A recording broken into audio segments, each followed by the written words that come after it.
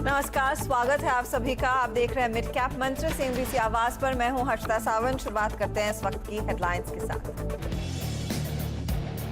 अच्छी शुरुआत के बाद हल्का हुआ बाजार, निफ्टी ऊपरी स्तर से 100 अंक फिसला। तो निफ्टी बैंक में दिखी इंट्राडे में 450 अंकों की गिरावट भी। ICICI बैंक, HUL, HDFC बना रहे हैं सबसे ज्यादा दबाव, लेकिन इस बीच बाजार का बादशाह रिलायंस इंडस्ट्रीज और इन्फोसिस दे रहे हैं सहारा।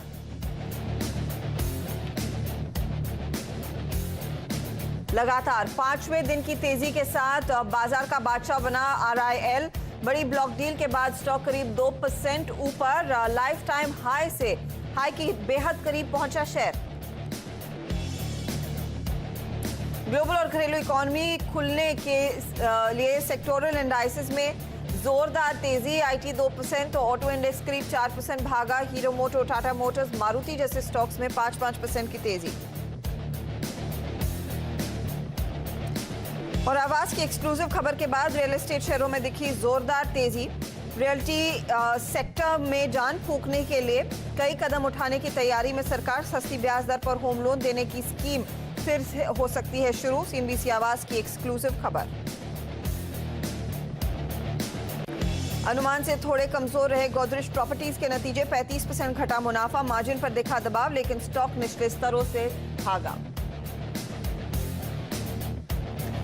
कल से 15 पैसेंजर ट्रेनें चलने की खबर से IRCTC ने लगाई 5% की तेज दौड़। आज शाम 4 बजे से सिर्फ IRCTC पर ही होगी टिकटों की बुकिंग। नई दिल्ली, मुंबई सेंट्रल, पटना, रांची जैसे शहरों में चलेंगी ट्रेनें।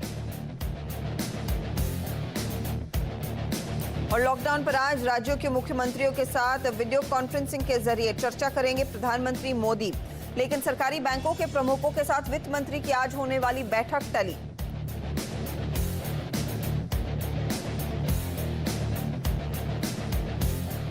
और मार्केट के एक्शन पर नजर रखिए, जहां पर आज हमने देखा है वॉलेटाइल ट्रेड देखने को मिला है। डेज लो से फिर रिकवरी के मूड में आता हुआ निफ्टी और निफ्टी बैंक। हालांकि हमने देखा था 9400 के ऊपर की तस्वीर देखने को मिली थी। मजबूत शुरुआत थी, उसके बाद कुछ मुनाफा वसूली और सीमित दायरे में ट्रेड करता हुआ मार्केट दिखाई दे रहा है। इस पर आप गौर करिएगा। अगर आप ध्यान देंगे तो आज के सत्र में निफ्टी जो है वो 9350 के आसपास ही मंडरा रहा है ज्यादातर समय। दूसरी तरफ वो बिग पॉइंट्स आपकी स्क्रीन पर लेकर आएंगे। निफ्टी बैंक में हमने देखा था इंट्राडे में डेज हाई से करीब 450 अंकों की गिरावट भी देखने को मिली थी, लेकिन वहां से समा थोड़ा सा बेहतर हुआ है। ये इंडेक्स जो 100 पॉइंट नीचे था, अब इस समय सिर्फ 22 अंकों की ही गिरावट देखने को मिल रही है। तो लो से रिकवरी है। ब्रॉडर मार्केट की चाल बेहतर है। अगर आप गौर करेंगे तो मिड कैप इंडेक्स स्क्रीन पर लाइएगा डायरेक्टर साहब, वहां पर 170 अंकों की बढ़त देखने को मिली है। इसीलिए एडवांस डिक्लाइन रेशियो आज फेवर में है तेजी वाले ट्रेड्स के। और कई सेक्टर्स है जहां पर पॉजिटिविटी छाई हुई है। निजी बैंकों में भले ही बिकवाली देखने को मिली हो, लेकिन तेजी की तरफ आप देखिए किन स्टॉक्स में फोकस है। आज ऑटो, टेक्नोलॉजी, मेटल शेयरों में हमने देखा एक अच्छी खासी खरीदारी देखने को मिली है। दूसरी तरफ रियल एस्टेट काउंटर्स में तेजी देखने को मिली है, क्योंकि CNBC आवाज ने आपको वो खबर दी थी कि सस्ती ब्याज पर होम लोन की जो स्कीम सरकार लेकर आई थी उसको री इंट्रोड्यूस करने का प्लान है। और उस वजह से हमने देखा आज फिर रियल एस्टेट शेयरों में तेजी देखने को मिली है। ऑटो एंसिलरी स्टॉक्स भी भागे हैं, क्योंकि ऑटो एज अ सेक्टर आज के सत्र में आउट परफॉर्म कर रहा है। तो ऐसे कई पॉकेट्स ऑफ स्ट्रेंथ आपको नजर आएंगे। ऐसी स्थिति में आपने क्या करना है, ट्रेड का मौका कहां दिख रहा है, उस पर बात करेंगे प्रकाश गाबा से। और कई ऐसी खबरें हैं जिस पर बाजार का फोकस है, खासतौर से राहत पैकेज का हुलिया कैसा रहेगा, ये भी हम आपको बताएंगे। लक्ष्मण रॉय को जोड़ेंगे कुछ ही क्षणों में, लेकिन पहले इंडेक्स का ट्रेड समझ लेते हैं। गाबा साहब, हमने देखा ऊपरी लेवल से कूल ऑफ दिखाने के बाद इस समय निफ्टी दरअसल 9350 के आसपास ट्रेड करता हुआ दिखाई दे रहा है। और निफ्टी 50 का मैं आज का हाई देख रही थी जो 9400 के ऊपर था। क्या आपको लग रहा है by the end of the day वो फिर से हम अचीव कर पाएंगे, या फिर अब थोड़ी सी मुनाफा वसूली कर लेनी चाहिए? गुड आफ्टरनून हर्षदा, मुझे लगता है स्ट्रक्चर क्लियर नहीं है, क्योंकि बहुत अच्छा आपको मिला था लेकिन वहां पर सेलिंग आई। लोअर लेवल से फिर एक बाइंग आ रही है, तो यहाँ पर एक टिपिकल साइडवेज जोन पर है। साइडवेज जोन पर जब ट्रेड करेंगे तो दोनों तरफ के स्टॉप लॉस फेयर होने की संभावना है। मेरे ख्याल से थोड़ा आज आधा एक घंटा रुकना चाहिए, शायद आधे एक घंटे के बाद एक मौका मिले। फिलहाल ट्रेड निफ्टी और बैंक निफ्टी दोनों में अवॉइड करना चाहिए, स्टॉक स्पेसिफिक होना चाहिए। निफ्टी बैंक को से दूर रहें, इंडेक्स का ट्रेड ना लें इस समय, लेकिन हाँ स्टॉक स्पेसिफिक्स पर फोकस किया जा सकता है। गावा साहब, आपने कौन सा ट्रेड चुना है, बताइए इस समय।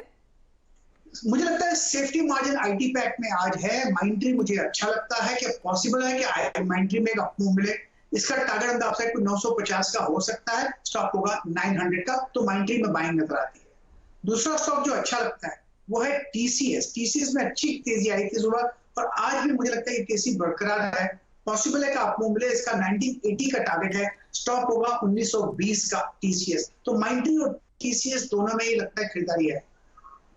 ओके, माइंट्री और टीसीएस दोनों में तेजी की पोजीशन आप लेकर चले, यह है गावा साहब की राय। अच्छा, एक स्टॉक जिसमें खबर आई है आज और बहुत बढ़िया वॉल्यूम एक्शन देखने को मिला है और स्टॉक भी रफ्तार पकड़ रहा है, वो आपकी स्क्रीन पर लेकर आते हैं, वो है सारेगामा। काउंटर पर मेरी नजर गई थी लगभग 1 घंटे पहले, तब स्टॉक करीब 4-5% तक की बढ़त दिखा रहा था। इस समय आप गौर करेंगे तो 7% से ज्यादा का उछाल इसमें आ चुका है। दरअसल स्पॉटिफाई और आजकल इस तरह के एप्स काफी जोर पकड़ चुके हैं, चाहे वो आईट्यून्स हो, चाहे वो स्पॉटिफाई हो। ये एक स्वीडिश कंपनी है जिस पर आप पॉडकास्ट, गाने सुन सकते हैं और इन्होंने एक लाइसेंसिंग करार कर लिया है सारेगामा के साथ।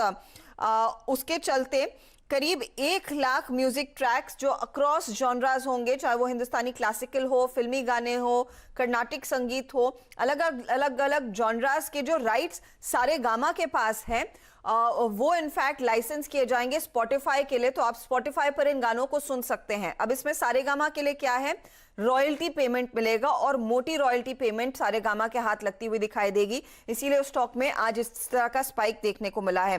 गावा साहब, कई दिनों बाद इस तरह का मूव आया है। आरपी गोयनका ग्रुप की कंपनी है, ये बताइए आप इस समय क्या कोई ट्रेड लेने के फेवर में होंगे? 9% भाग चुका है, क्या हाथ से निकल गया है या फिर स्कोप है? मेरे ख्याल से अपमूव ले सकते। जब आपने शुरू की थी बात सारेगामा की, तब 260 के आसपास था, अब 268 हो गया, 8 रुपए बढ़ गया अभी।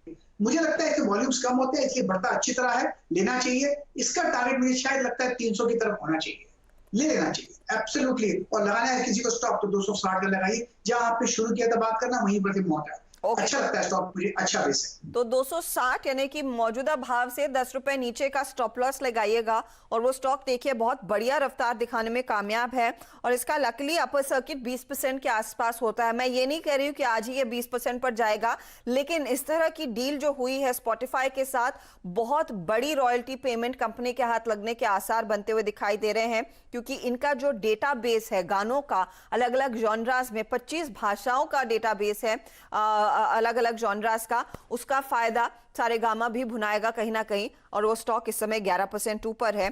ये फिलहाल आपके लिए गावा साहब ने राय दे दी उस फंडामेंटल खबर के साथ। लेकिन देखिए, बाजार बेसब्री से इंतजार कर रहा है राहत पैकेज सरकार की ओर से जो आएगा, और खास तौर से इसकी जरूरत मध्यम और छोटी वर्ग के उद्योगों को है।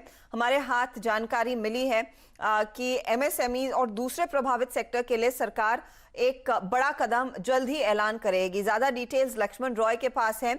लक्ष्मण, बताइए, आर्थिक पैकेज का इंतजार बाजार को है, इसकी रूपरेखा कैसे हो सकती है, क्या खास रहने वाला है?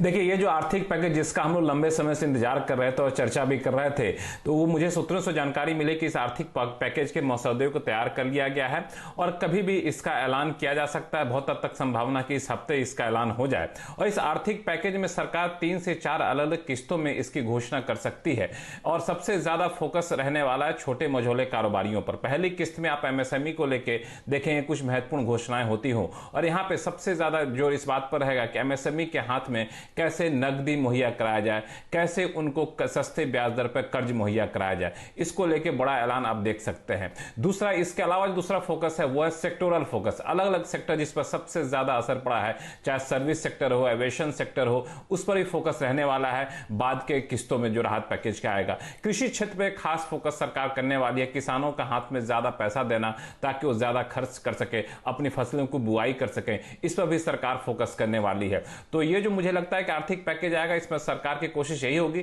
कि बिल्कुल जो जरूरतमंद है उनको सीधे पैसा कैसे पहुंचाया जाए, उनको सीधे राहत कैसे दी जाए, और साथ ही साथ इस बात का भी खास ख्याल रखा जाएगा कि फिस्कल डेफिसिट के लक्ष्य को जो है बहुत ज्यादा ना काटा जाए, उससे ज्यादा आगे बहुत ज्यादा ना बढ़ा जाए। थोड़ी बहुत बढ़ोतरी संभव है, गुंजाइश भी है, लेकिन उससे ज्यादा बढ़ोतरी ना हो इसकी भी कोशिश की जाएगी। तो मुझे लगता है बहुत ही सधा हुआ आर्थिक पैकेज आप जल्द सरकार की तरफ से देख सकते हैं।